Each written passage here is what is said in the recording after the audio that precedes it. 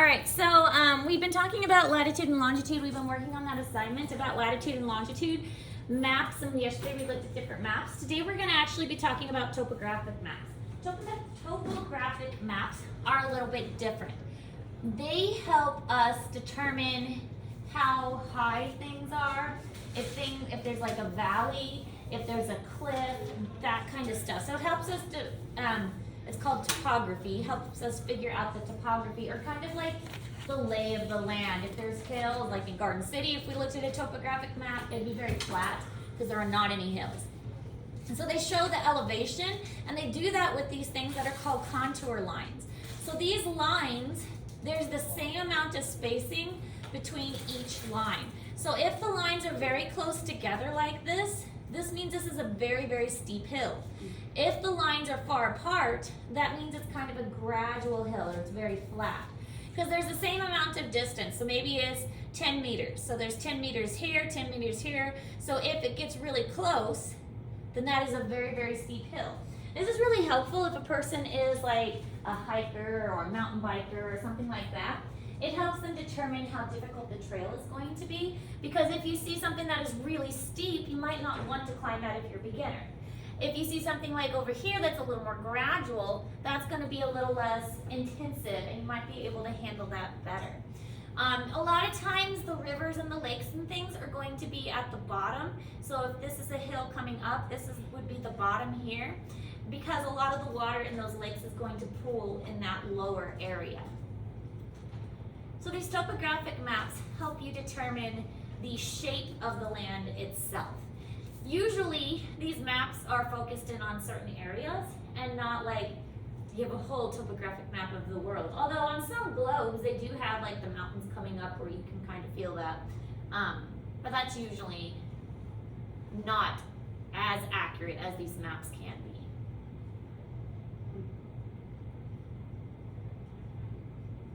What made you like, I know it's not on the topic, but what I was thinking of earlier, what made you want to come here?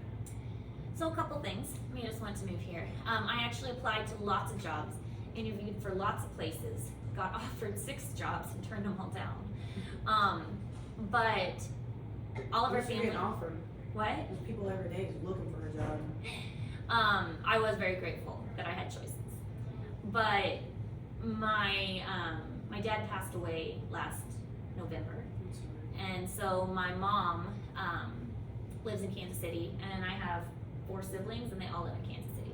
And so we are trying to get closer to Kansas City because my mom only has 5 grandchildren, and I have 4 of them. So she only has one other.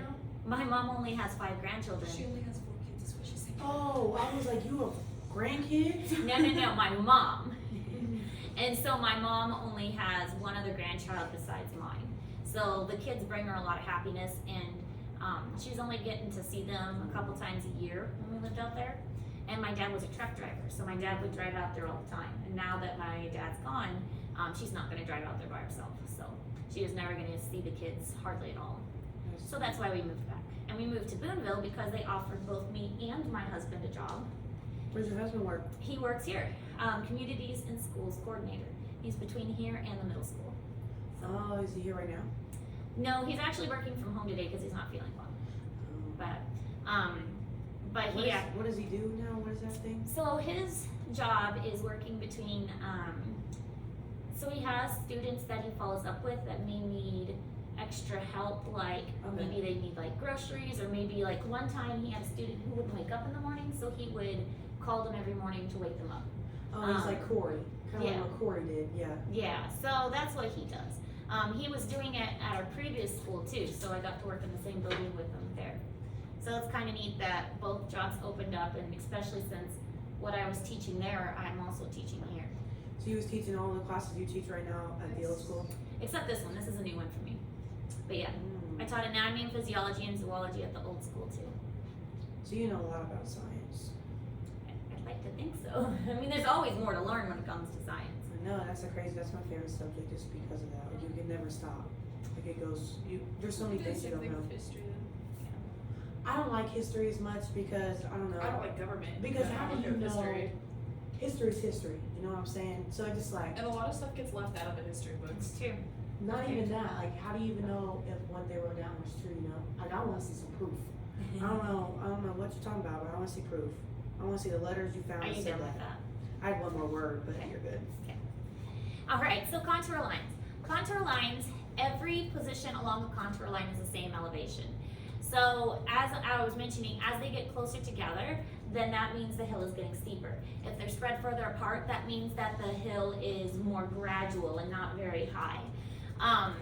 It tells you the difference of elevation between each line. You'll have a map or a key to the map, and it'll tell you that each contour line represents 10 meters or 20 meters or whatever. If there's a circle, that represents a hill, and usually the center circle is the very top of the hill. If there is a depression, you get lines around the circle that kind of point down. These are called hash marks, you don't need to know that. But if you see the lines that are kind of pointing down, that means it's like a dip in the ground. Contour lines never touch or intersect except where there is a cliff, where it's very, very steep. Otherwise, they're spaced out based on the elevation. And it really does a good job of giving you a visual of what that area looks like.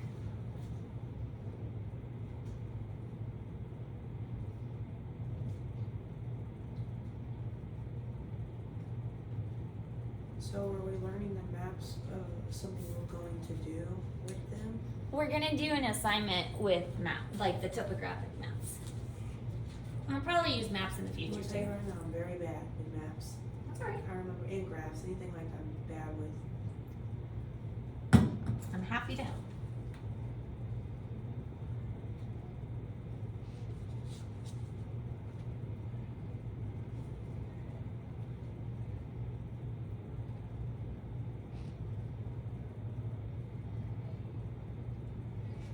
Even when I put on Google Maps, where I'm going, I still don't end up where I need to go.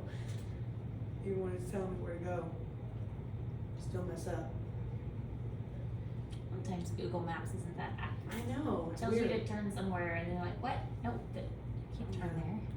But even the ones that tell you where to go, I can't follow, so. All right, so this is in Google Classroom for you under the student notes section, but this is showing two different examples. So this is what it would look like on a map, but you can also kind of figure out if you're looking at it from the side, what it would look like, because the contour intervals are gonna be the same. It goes 1440, 1440, 520, and so on. So you can see that this one has more lines, and the lines are closer together, so that means that this is going to be much taller. This one has less lines, and the lines are spread further apart, so it's going to be more gradual. One of the ways you can do this is you can draw this down like this, and then you can draw this one down like this, and that gives you that one, and that draws down like that. And so that way you can actually get an actual visual of what the hill is going to look like on the side. Does that make sense? Okay. And the same can be true for this one. So you take these two lines and draw those straight down. These two lines, draw those straight down. And it gives you an idea of what the hill actually looks like.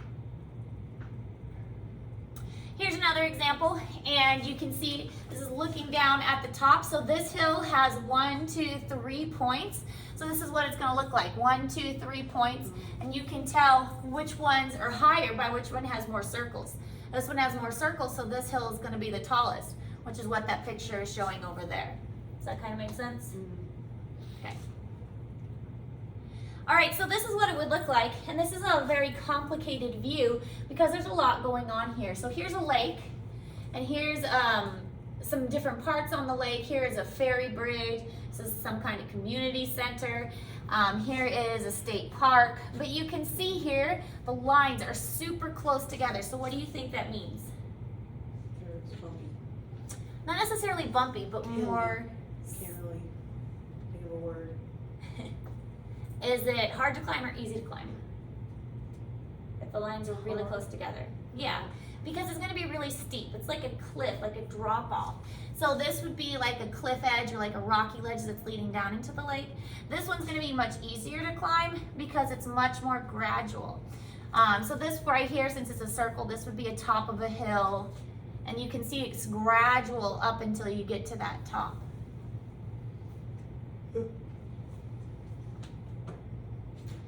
All right, so if you need to figure out the distances and the actual elevations, there is going to be a scale. We're not going to work too much with the scales. That can get a little bit tricky when you're viewing things on your iPad because the iPad kind of distorts the distances. If we were doing this on paper, you could take a ruler and you could measure, and then you could measure it out like 1 inch equals 1 mile and so on. But when you're looking at it on like a projector, it's a little bit harder to figure out. But there should always be a scale on the map that helps you to determine the distances of those contour lines.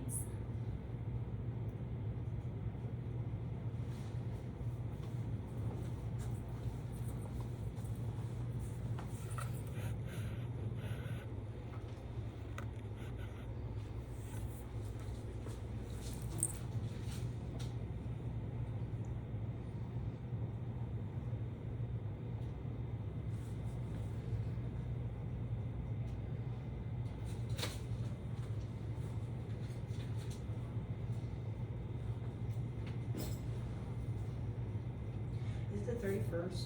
Yes. Is there only like 2 months to have a 31st? I think so. December, August, January. Why are they the only ones with that? That doesn't make sense. 30 days past September, April, June, and November. All the rest have 31. Except February, which has 28. Why? I don't know. I That's didn't make the weird, rules isn't it? or the calendar. All right. Geologic maps are a little bit different than topographic maps. Geologic maps kind of show the rocks and what rocks are found in that area. So you can see based on this map that Missouri has a lot of different rocks in a lot of different places.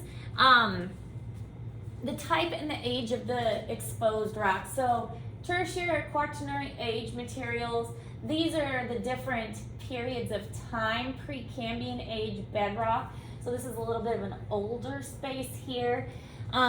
We don't use geologic maps very frequently. It's only if you're doing something like, fossil work, if you're trying to find fossils that are found in a certain type of rock, or if you are, if you are studying earthquakes and you need to figure out where an earthquake could take place, you might look at a geologic map of that. But for your common everyday purposes, not going to need it that much.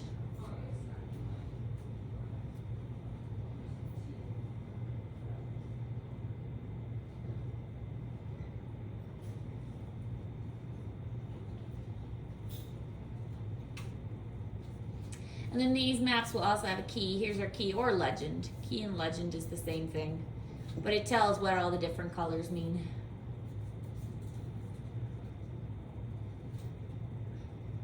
I think Missouri is the funkiest looking state.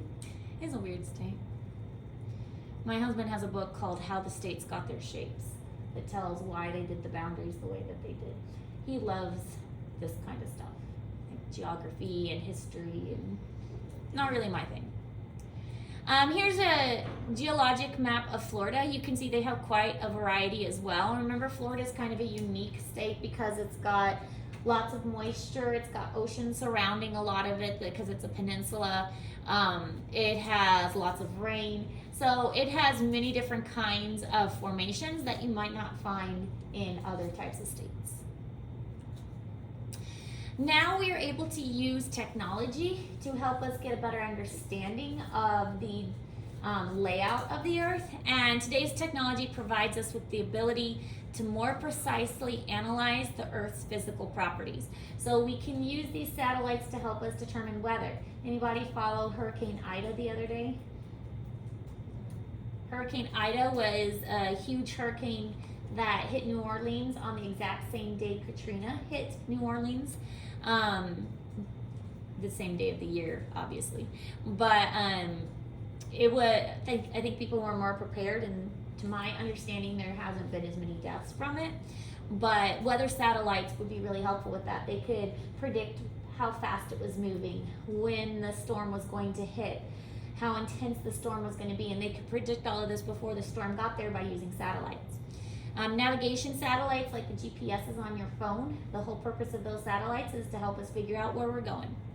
Landsat satellites, GPS, very long baseline interferometry. I'm not even really sure what that is, but I'm guessing it's for long distance stuff. Satellites are very expensive. Put them out into space.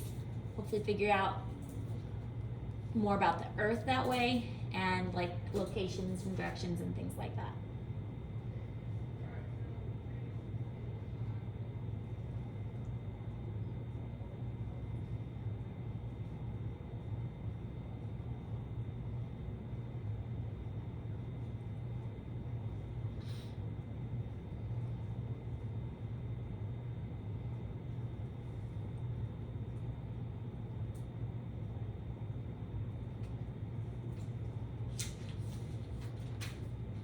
All right, so that's all we're covering today, the topographic and the geologic maps. Understand why satellites are important, although most of us kind of understand that already, that they're really helpful to give us a different view of what's going on. Without satellites, we wouldn't be able to have things like Google Maps and Google Street View helps with it, but that's because so with Google Street View, they actually like drive these fancy cars up and down the roads and take lots of pictures. It'd be kind of an interesting job, I think, to just Don't drive they your use car around. drones? They can probably now, but originally it was just driving the car, and they had all these little cameras. Sometimes if you use Google Street View, you can see the shadow of the car and all the cameras that it has on top. Cool. Yeah, there's a bunch of them that are up high. It must have been like a drone or something. And a lot of realtors now are using drones to take pictures of like the top of houses and like the surrounding yard and stuff. Wouldn't that be crazy? Like, you have to literally a drone stop, take a picture, go, stop, take a picture, take a picture.